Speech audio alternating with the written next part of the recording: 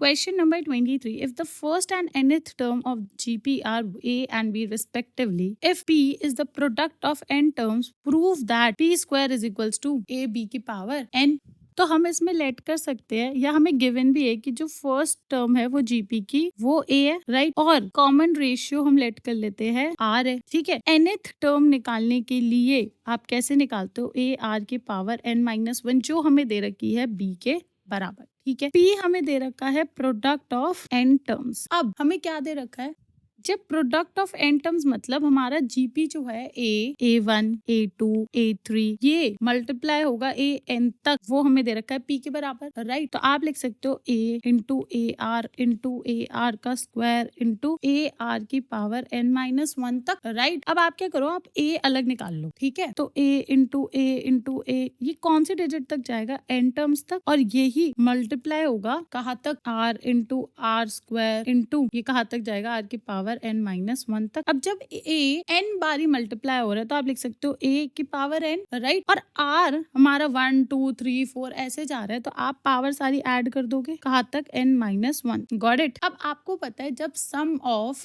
Of a continuous natural number series till n, क्या पढ़ा था हमने, n+1/2, राइट। बट अगर अब मैं बोल रही हूँ कि इसमें से आपको ये वाली डिजिट का सम नहीं लेना है तो आप क्या कर दोगे, -n कर दोगे। तो आपके पास क्या आएगा, n+1 -2n/2 is equals to n square plus n-2n, n square plus n-2n/2। तो ये किसका बन रहा है, a square plus b square -2ab किसका बन रहा है। अगर अब हम इसमें से n square -2n plus n दे रखा है तो आप लिख सकते हो -n/2। तो आपके पास n कॉमन आएगा, n-1/2। Therefore some of n-1 terms तक कैसे निकालोगे आप, उसमें से बस वो टर्म माइनस कर दोगे, -n। Got it. तो आपके पास ये आएगा। अब आप ये पुट कर सकते हो यहाँ पे, तो आपका क्या बनेगा, a की पावर n और r की पावर n-1/2, राइट। जब आपके पास ये आ चुका है, अब हमें प्रूफ क्या करना है, to proof p square is equals to a b की पावर n। LHS से स्टार्ट करते हैं। p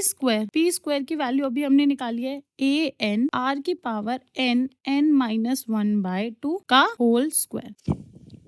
अब आप क्या करो, आप ये 2 मल्टीप्लाई कर लो तो आपके पास क्या आएगा, a की पावर 2n और r की पावर n-1/2 इंटू 2। सो 2 से 2 कट जाएगा, आपके पास आएगा a की पावर 2n और r की पावर n-1, राइट। अब आपको पता है क्या करना है, इस पूरे की पावर n बाहर निकाल सकते हो कॉमन, a स्क्वायर और r की पावर n-1 का होल की पावर n, राइट। अब जब हमारे पास 2 है तो हम तोड़ के भी लिख सकते हैं a into a, right, into r की पावर n-1 और इसकी होल पावर क्या है, n, राइट। आप लिख सकते हो अब a भारी रखो और इस a को इसके साथ मल्टीप्लाई कर दो तो आपके पास आएगा a r n-1 और इसकी होल पावर क्या है, n। यही तो है। अब हमने ऊपर पढ़ा था कि b क्या है, nth term, therefore a r की पावर n-1। जब हमें पता है कि वो बराबर b के है तो ये a लिख सकते हैं इंटू, और ये क्या बन रहा है हमारा b, तो आप लिख सकते हो b और इसकी whole power n is equals to a b की whole power n is equals to RHS,